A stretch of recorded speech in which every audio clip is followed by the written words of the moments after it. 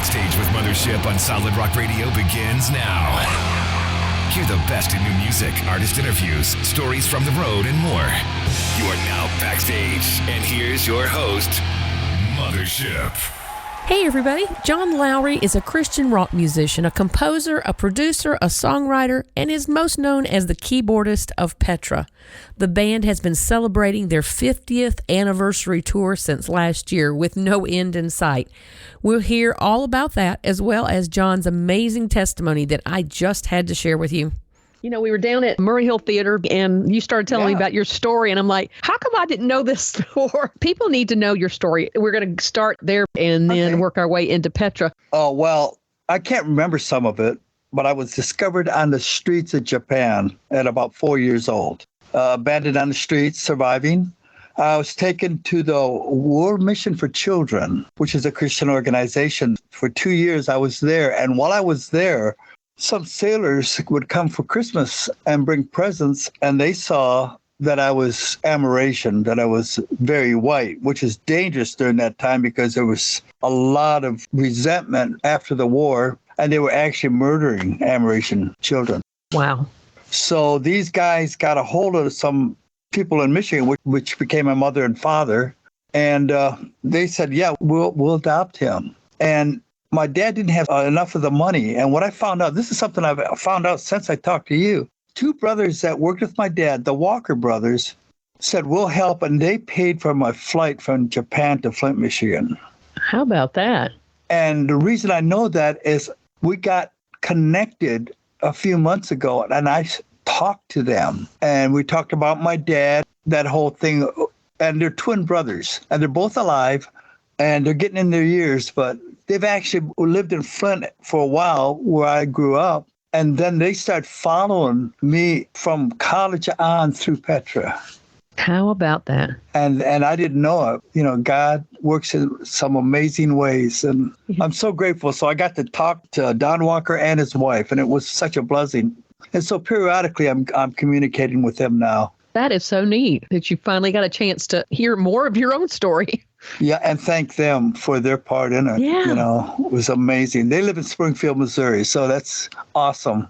When did you start getting into music, or when did music start drawing you in? They said when I came from Japan, my parents said I started tuning pop bottles and playing melodies.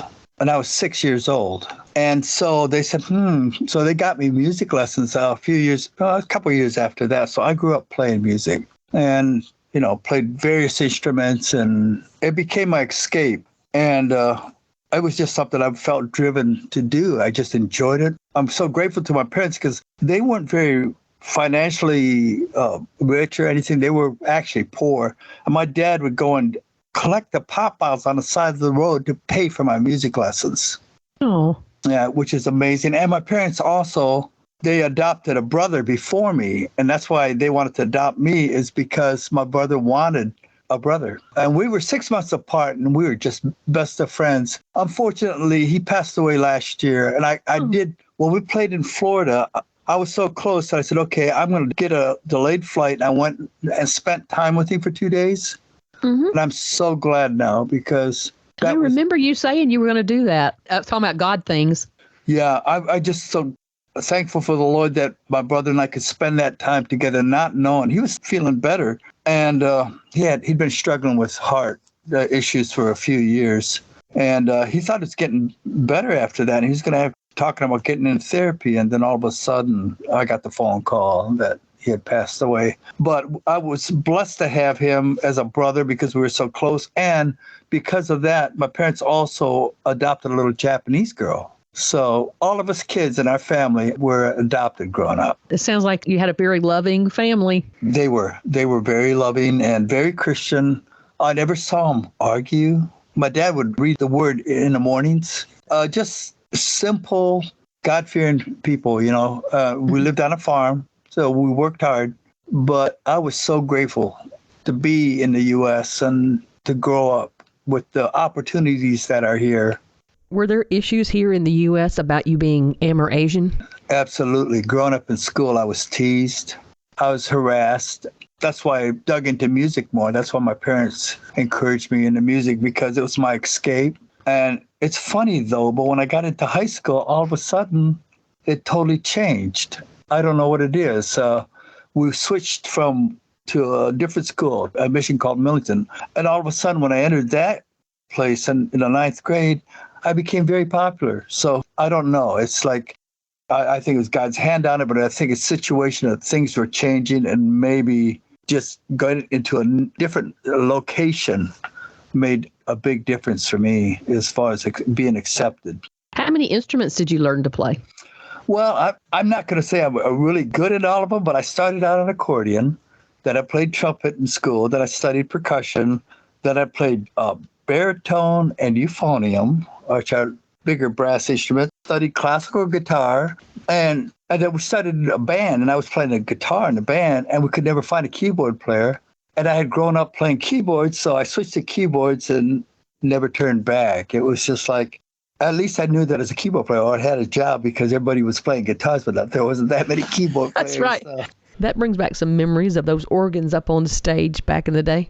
Yeah, well, I played, that's what I played. As a matter of fact, this is a terrible story, but my parents had saved up a lot of money. In my teen years, they had bought me a hand-built Italian accordion. I mean, which is not like extravagant, but it is for what our family could have. And I was in a band, and they said, we can't have you in a band playing accordion.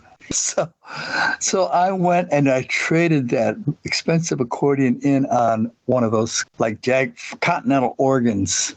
Oh, my parents were upset. Oh my goodness.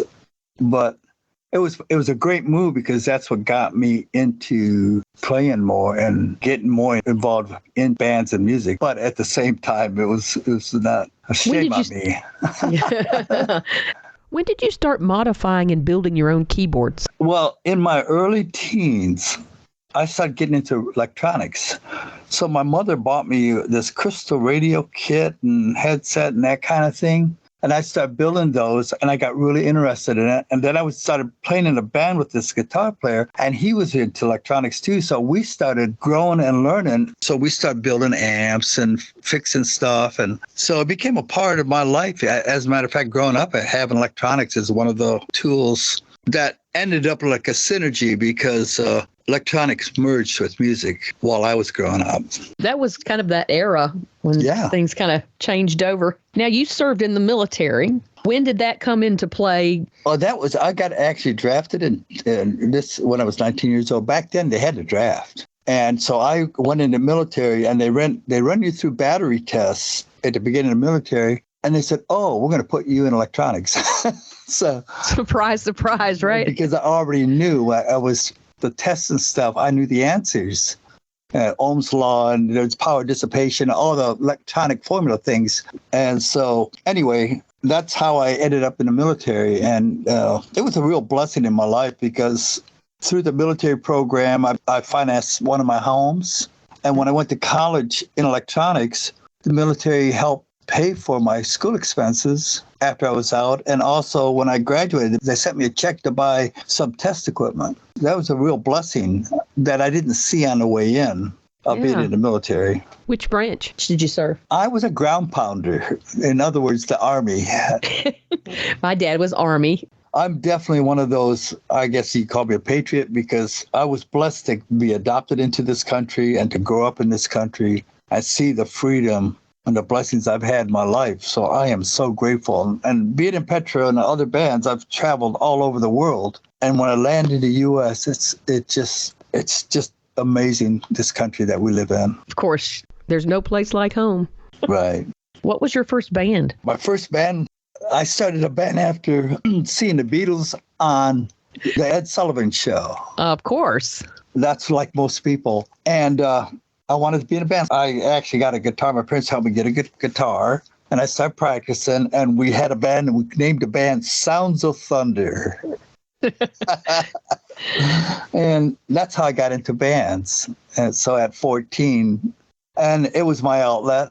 It was something that it was fun. And it was, for me, it was like the social media platform of that generation. Yeah. And so it was just, I love this lifestyle. I love playing music, and it just kind of pulled me in. Yeah.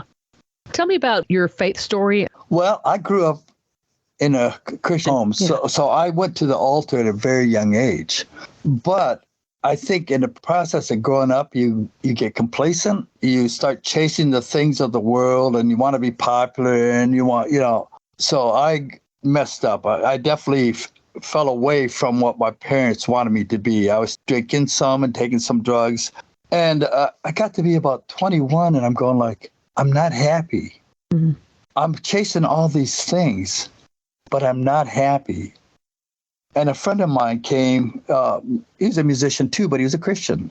And he said, I don't know why, but I brought a couple Bibles. He reminded me, and I just committed my life to the Lord. I rededicated it. And that's when things just start changing around me in a positive way, Wow. Something else that I did not know about you is that you were part of the Joe English band? Yes, that's how I ended up in Nashville. I was actually in Michigan. I was producing and recording some low budget, very low budget things, and working on some commercials with a company in Flint, Michigan. And I got a call. They had heard some of the stuff, said, would you come down and play on some stuff? And we had a mutual friend, James Isaac Elliott, who's a writer, and he's written with a lot of great people. So I came down to Nashville, and I get a knock on the door at James' house the next morning. He says, hi, I'm here to pick up your equipment for your session today. And he goes, my name is Joe English. I went, what? No way. I said, you're Joe English. You are Joe English. You are. And I'm looking at it, and I'm going, that is Joe English. And so we went to the session at a Glazer studio that morning. And at lunchtime, he goes, would you consider coming down and joining my band? That's how quick it happened. So I went home, told Stephanie, we were newlyweds, and said, we're packing up. And she was 100% behind. I wouldn't have done it if I didn't have that mutual agreement. But she felt like it was the Lord's calling. And we knew it was for ministry, and it was for a really good thing. And I've been praying to the Lord. Before that, I'm going to back up a little bit, because I was playing at clubs, but I was a Christian. And one band I was in, we were all Christians, 3 of us. And the club owners would complain because you guys don't have a bar tab. They didn't like that because they get their money back out of the band from the bar tab. But I was just praying to the Lord, I won't even play music. I'll dig ditches. I'll be a missionary, whatever you want. But I just want to find a peace and a purpose in you. And I just totally surrendered. And it was about 2 weeks after that I got the phone call from Nashville. And during that time, I don't know how to describe this. It was like God's calling fell on me. Anyway, I ended up in Nashville, being called here, joined the Joe English band, and we didn't have a gig yet. So this is how the things happened. It's amazing. Scott Rowley, a friend of mine, said, hey, I'm going on doing a weekend ministry thing, and I need a band. Will you and Joe consider backing me up? And we went, sure, but we don't have a guitar player yet. And this one guy says, well, I know this guy that works as a stock boy in a warehouse. His name is Bob Hartman. Ding, ding, ding, ding. and we went, sure. And he came over, Bob, we jammed and got ready for the weekend run. And he said about 5 words. So I didn't really get to know him, but we connected. But it's pretty amazing that was the first ministry concert that I'd ever been involved with in my whole life. And there was Bob and I. It was amazing, It was meant to be. Yeah, and then we started playing a Joe English band, and we'd bump into Petra at the different concerts. And I actually became really good friends with John Slick, the keyboard player, and Louis, too, because Louis would come over, hang out at the Joe English band rehearsals because he had mutual friends. So there was just a lot of connection there. So when John Slick was leaving, I got a call, said, would you fill in? And that's how I ended up playing in Petra. I'd fly from a Joe English band concert sometimes to a Petra one to fill in.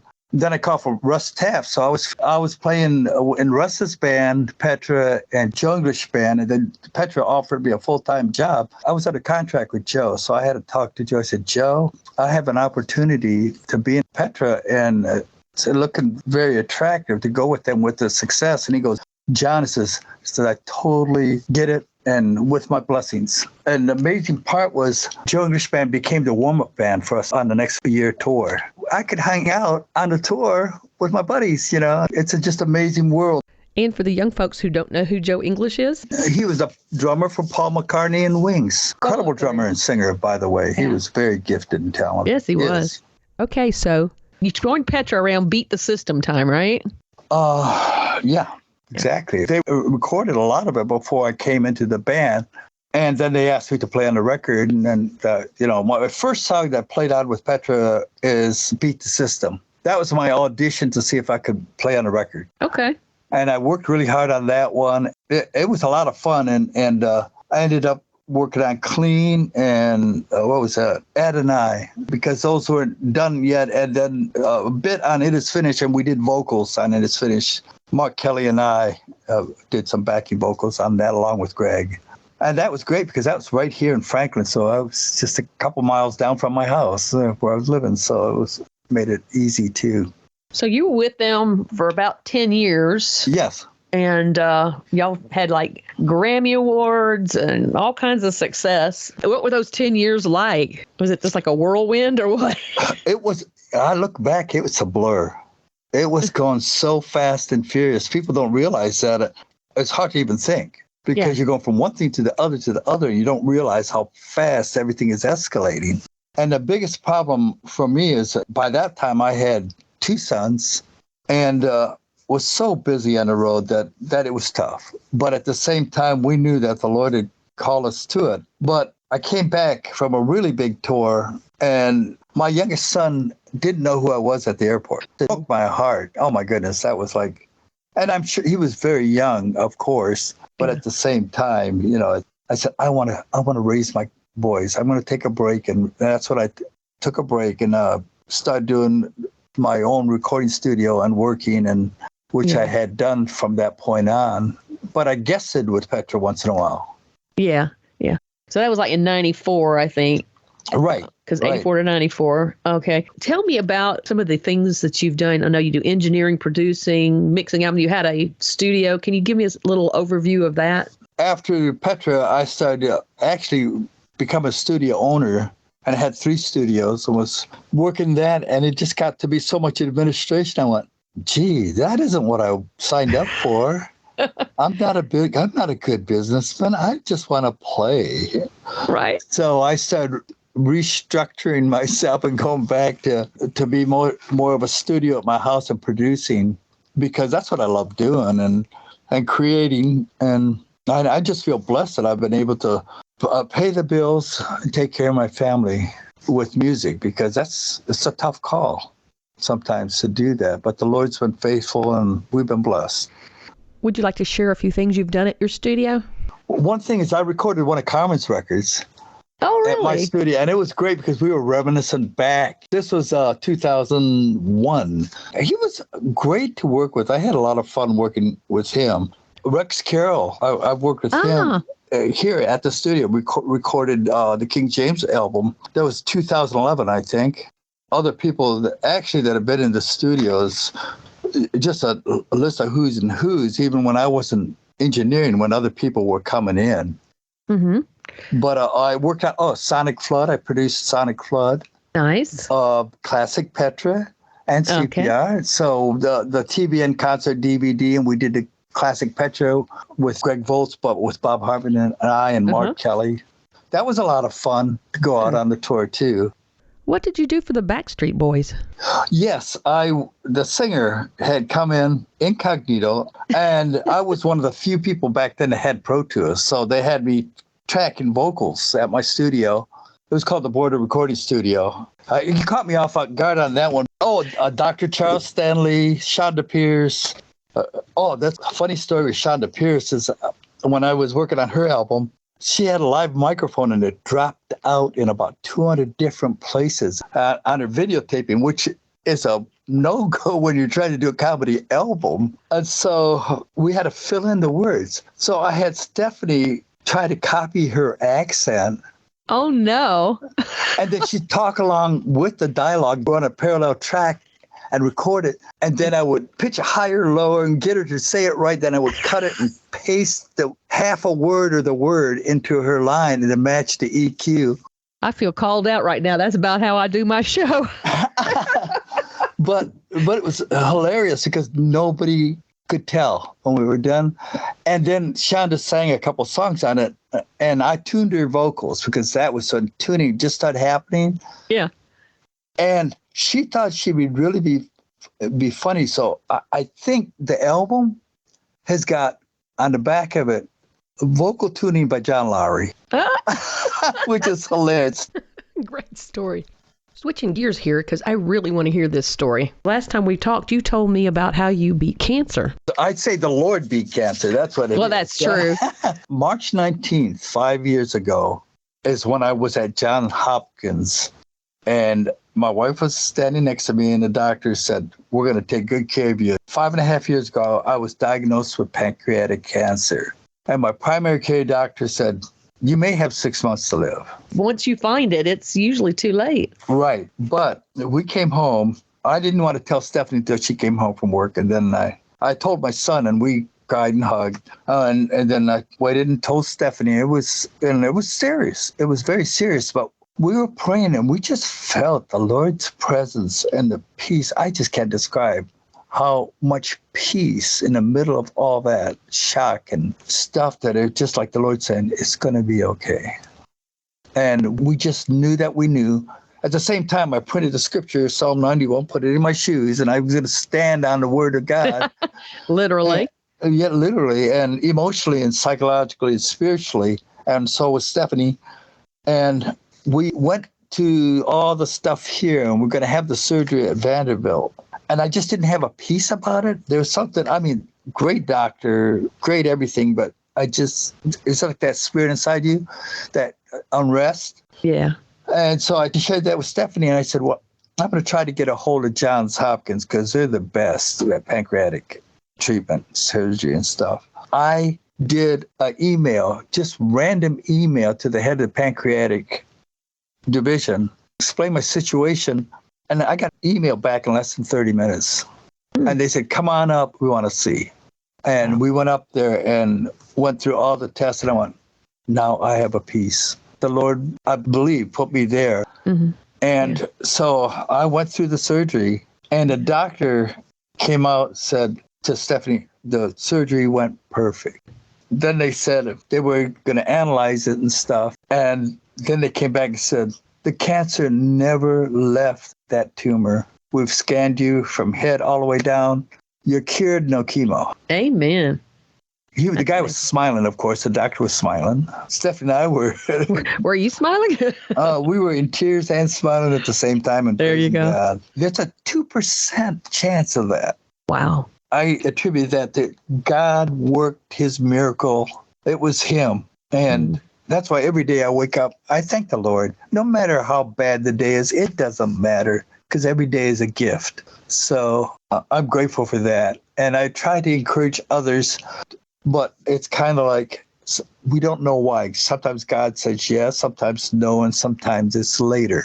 But I try to encourage them, not to be condescending, but I was going through that. I came to what would I call the definitive perspective in my own life. And that was, Lord, if I die, I win. And if I live, I win. Because there's no defeat in death with the cross. And that's what I tried to let people know, that this is a temporary body. This is a temporary time. But it's a critical time for us to be obedient to him, but also to spread his word and encourage others. Like when you're in a hospital in that situation, I had never been in that kind of environment before. I've been very healthy. Then I saw all these people around me, and some of them were so full of fear, so broken. I would just pray. I was just praying for them because they needed Jesus.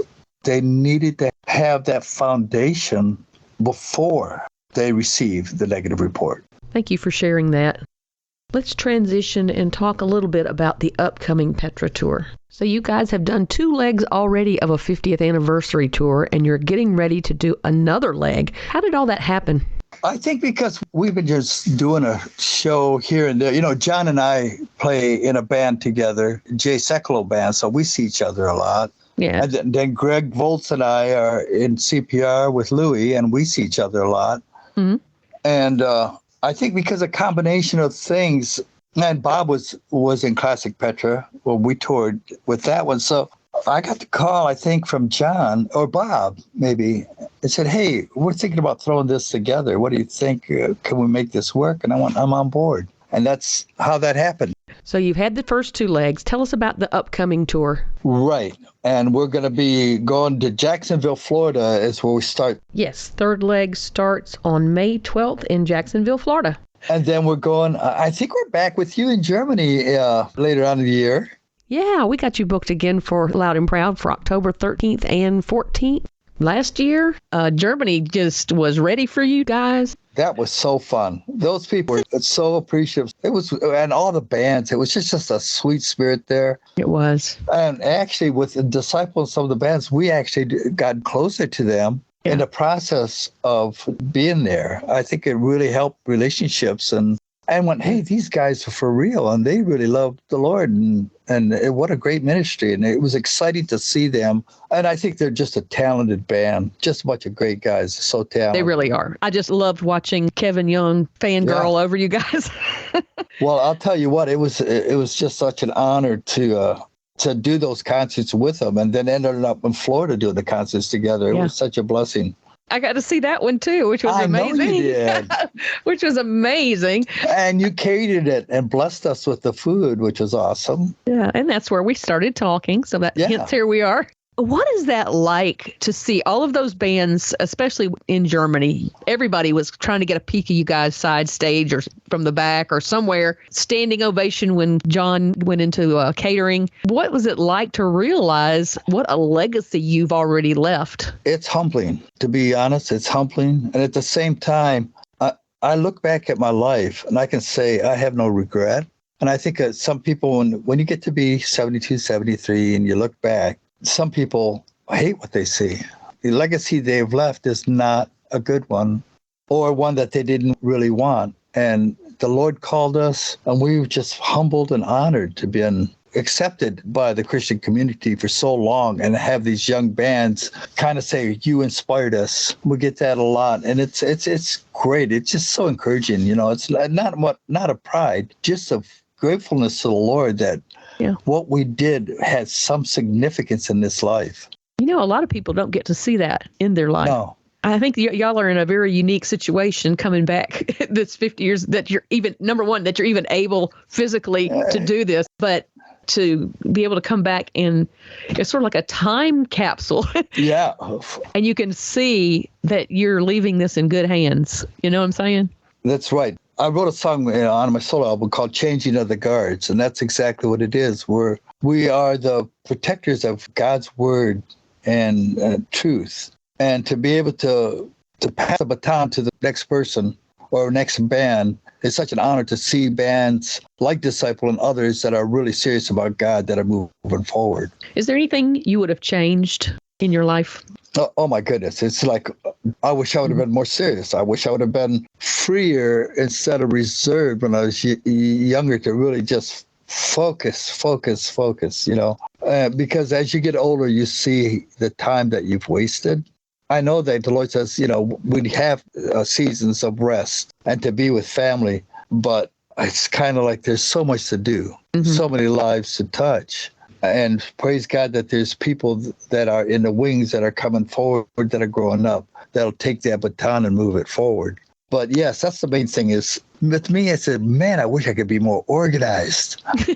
that's if any regret, it's my lack of organization. Well, if you got anything else left on your bucket list, or are you content with what you've done? No. I've got so many things I want to do and would love to do. I'd love to do some kind of symphonic work. That would be really fun. I probably will have some kind of instrumental or some kind of solo album in the future. And I love working with other artists. I have some projects coming. I'm a musician. I don't retire. I don't want to sit in a rocking chair. Unless there's a keyboard in front of it? Or a console. Not necessarily just a keyboard, but, you know, just the whole creative process. And it's foreign to young people. I just was up in Cincinnati. I've been recording a classical series with a bassoon, cello, piano, the University of Cincinnati music majors. And it was just so inspiring to see these young people with so much talent, you know. that have their whole life in front of them and going, wow, what a blessing to be able to capture some of their talent. And there's going to be 2 videos out, one by Christmas this year, then one in the spring. And they're doing like Chopin and, Debussy, all kinds of really great pieces. So I was grateful to be a part of that. At the same time, humbly, because they're too good. Before we go, what is a message you might have for your fans? Thank you very much. Thank you for the pet heads and for the fans for their prayers, for their support, for supporting the music, because it has been a platform that has given us the ability to proclaim the love of Jesus Christ, but also to give us a purpose in our lives. And we couldn't do it without the fans. So we thank each and every one of them. You don't know how much I appreciate you taking time out and talking to me today and filling in all the gaps from our discussion in Florida. So this was perfect. Thank you, John. Thank you, Cindy. All right. Good night. God bless. Thank you for listening. Stay tuned for more great music and check out my blog page on the Solid Rock Radio website for my guests' social media links. If you've missed any of my past interviews, you can find them uploaded to podcast.solidrockradio.org. Have a wonderful week and let's be kind to one another.